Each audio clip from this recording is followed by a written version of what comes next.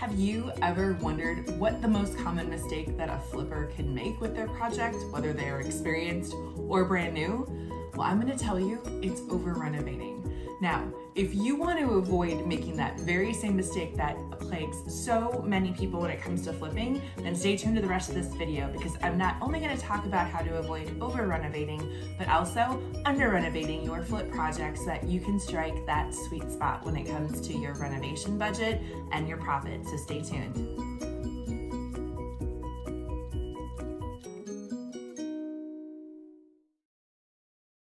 My name is Amber Miller, and for the past 15 years, I have been renovating, investing, designing flip properties, and I'm also a licensed real estate agent. So today I'm going to talk about the number one mistake that I see so many people who are flipping houses and maybe even doing their own renovations make, and it's that they over renovate the property. So how do you avoid over renovating a house? Well, number one, you want to do your research. You want to know in that neighborhood, even if you're living there for a little bit, because most likely at some point you're going to want to sell your property, but you want to research the neighborhood. You want to know what other types of finishes are people putting in houses, whether they be new construction or renovated homes. Are they doing houses that have 4 bedrooms? Are they doing 5-bedroom homes? Are they doing 3 or 4 baths, right? What kind of materials and finishes are they using in those homes? You want to make sure that you're in that middle area when it comes to choosing those items. You don't want to be spending more, and you definitely don't want to be spending less. Spending more is going to affect your bottom line and potentially your profit, and you might not get it back if you make personal choices or choices that are way outside of your budget. But if you under renovate, it might affect your ability to attract a buyer and to also sell for the price that you're wanting to sell for. Perfect example would be appliances. Make sure that you are putting appliances in line with other properties in your neighborhood. I had a property one time that I splurged on my appliances, thinking that would offset for the fact that it was on a busier street.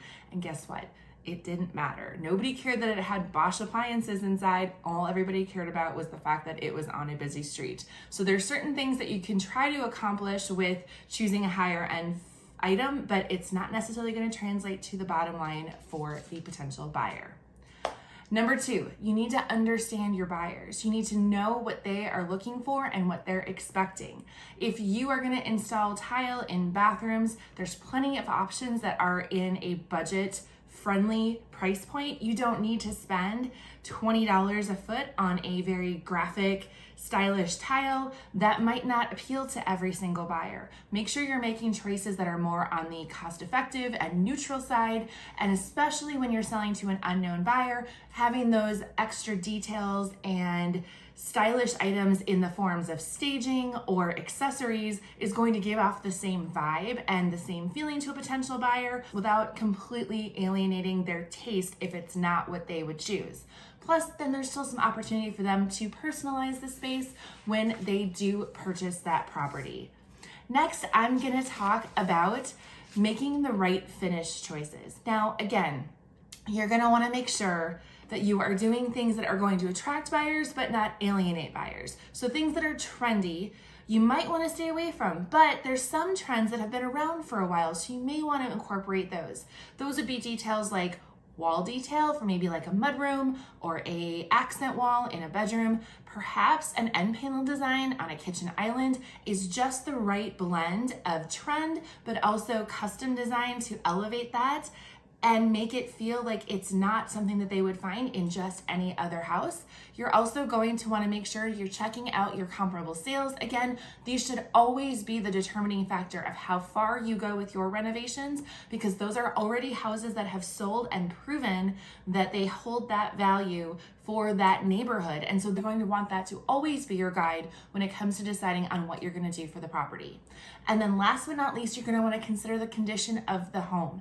If the home has a solid envelope, if many of the high-end red flag items like roof, window, siding are in good condition, that leaves you a little bit more flexibility for your design budget and your choices. But if you need to address all of the mechanicals, all of the windows, the roof, the siding, the soffit, the fascia, the driveway, all of those big ticket items, then you're going to want to make sure that the majority of your budget is going to address those items, because that is what is going to protect all of the other decisions that you make within that property. And then last but not least, Don't make choices that you think will offset something else. Like I said earlier, one of my big mistakes a few years back was deciding to put in more expensive appliances than I traditionally did because I was trying to hit a target price point, but I was also trying to overcome the fact that the location wasn't ideal. Also, in that very same house, I spent the most I've ever spent on for a tile backsplash in the kitchen. It was a graphic, concrete, caustic style backsplash that I thought would be perfect. It was a small area. It actually didn't bust my budget, but during my very first open house, I had a buyer walk through and they said that would be the first thing they would take out because it was too taste specific. So lesson learned ×2 when it came to that. So make sure you are always letting the comps be your guide. Make sure that's gonna be the hard and fast rule that you're following. You're not going too far outside of that. Know your buyers, know the options that you have for finishes and that you don't have to spend a ton of money to create a Pinterest-worthy space. And then also make sure that you're considering the overall home condition, because a home that looks great inside but has a lot of those big ticket items that haven't been taken care of can cause a lot of concern for a potential buyer. I hope you found this episode helpful. Make sure you like, subscribe, and follow this channel so you get every week our new video coming out talking about another topic having to do with house flipping, real estate investing, renovation, or design. Until next time, bye for now.